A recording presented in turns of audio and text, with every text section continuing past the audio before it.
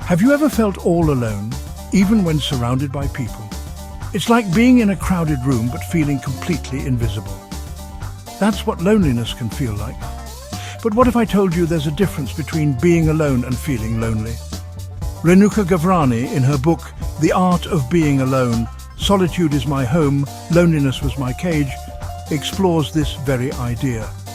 She teaches us that being alone doesn't have to be scary.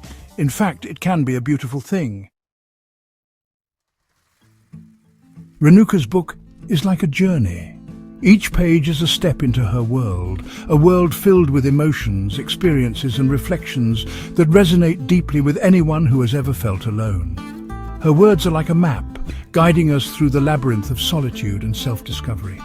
She takes us on her own path from feeling trapped in loneliness. The empty streets and quiet moments by the window reflect the isolation she once felt. But these moments are also where she began to understand herself better, where she started to see loneliness not as a curse, but as an opportunity for growth, to finding freedom in solitude. In the vast open fields and serene lakesides, she discovered the beauty of being alone. These places became her sanctuary, where she could stretch her arms wide and embrace the freedom that solitude offered. It was here that she learned to listen to her own thoughts and find peace within herself. She shares her own struggles and triumphs, making us realize we're not alone in our feelings. Through her journaling and heartfelt conversations with friends, she opens up about her journey. Her honesty and vulnerability remind us that it's okay to struggle, and that sharing our experiences can bring us closer to others. She shows us that learning to be alone is like learning a new skill. Whether it's through yoga, meditation, or engaging in a hobby, she demonstrates that solitude can be a time for self-improvement and creativity. It's a chance to reconnect with ourselves and discover new passions. It takes time and practice, but the rewards are worth it. Just like hiking up a challenging trail or training for a marathon, the journey to embracing solitude is filled with obstacles, but with each step we grow stronger and more resilient. The sense of accomplishment we feel at the end is a testament to our perseverance. Just like learning to ride a bike, it might feel wobbly at first, but with practice, you find your balance and enjoy the ride. The initial uncertainty gives way to confidence, and soon the journey becomes enjoyable. Renuka's story is a beautiful reminder that solitude, when embraced, can lead to profound personal growth and joy. One of the first things Renuka teaches us is the importance of quiet time. She emphasizes that in our fast-paced lives, we often overlook the value of silence. It's not just about the absence of noise, but about creating a space where we can reconnect with ourselves. Quiet time allows us to reflect, to think deeply, and to understand our own thoughts and emotions better. It's a moment to pause and breathe, to let go of the constant stream of information and demands that bombard us daily. In our busy world, it's easy to get caught up in the noise and rush, the hustle and bustle of city life. The constant notifications from our devices and the never-ending to-do lists can make it feel like we're always on the go. This constant activity can be overwhelming and exhausting, but taking a few moments each day to be still and quiet can make a big difference. It can help us recharge and regain our focus. Whether it's sitting quietly on a park bench, meditating on a yoga mat, or simply relaxing on a calm beach, these moments of stillness are essential for our well-being. Think of it like this. Imagine a glass of muddy water. When you shake it up, the mud makes the water cloudy. This is similar to how our minds feel when we're constantly bombarded with information and distractions. When you shake it up, the mud makes the water cloudy. But if you let it sit still, the mud settles and the water becomes clear. Our minds are similar. When we take the time to be still, our thoughts can settle and we can see things more clearly. But if you let it sit still, the mud settles and the water becomes clear. Our minds are similar. When we take the time to be still, our thoughts can settle and we can see things more clearly. This clarity can help us make better decisions, understand our emotions, and find solutions to problems that seemed insurmountable. Quiet time helps our thoughts settle, allowing us to see things more clearly. It gives us the opportunity to connect with our inner selves, to listen to our intuition, and to find peace amidst the chaos. So take a few moments each day to embrace the silence and discover the profound impact it can have on your life. Another important lesson Renuka shares is the power of self-love. When we learn to love and accept ourselves, we don't need others to fill a void. We become our own best friends. Think of it like a garden. If you want your garden to flourish, you need to water it, give it sunlight, and care for it. Loving yourself is like tending to your own garden. When you nurture yourself, you grow stronger and more beautiful. Section 5. The gift of time. Renuka also reminds us that being alone gives us the gift of time, time to do the things we love, to explore our interests and to simply be. It's a chance to discover who we are without distractions. Imagine having a whole day with no plans, no chores, just time for yourself. You could read a book, learn a new song, build a fort, or simply daydream.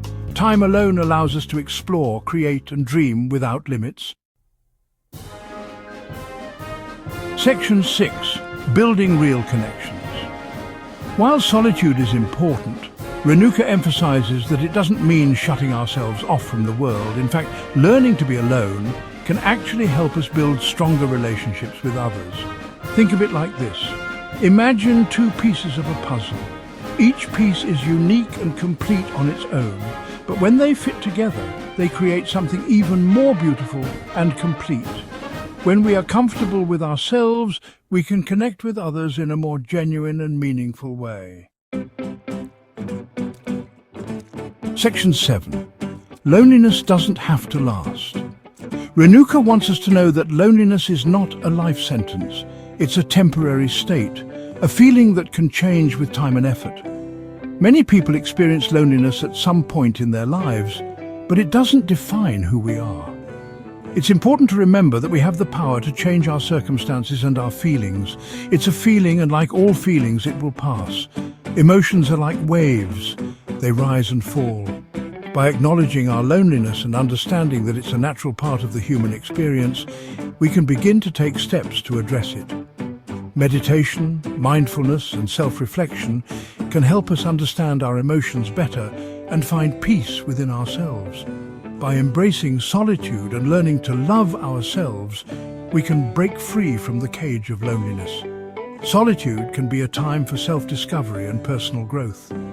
Journaling, for instance, allows us to explore our thoughts and feelings, helping us to understand ourselves better. When we learn to enjoy our own company, we become less dependent on others for our happiness. Think of loneliness like a dark cloud. It can feel overwhelming and all-encompassing, but it's not permanent. Just as clouds move and change shape, so too can our feelings of loneliness. It's important to remember that we have the ability to influence our emotional weather. It might feel heavy and block out the sun for a while. During these times, it can be helpful to reach out to friends, family, or a support group. Sharing our feelings with others can lighten the burden and remind us that we are not alone. Even in the darkest times, there are people who care about us and want to help.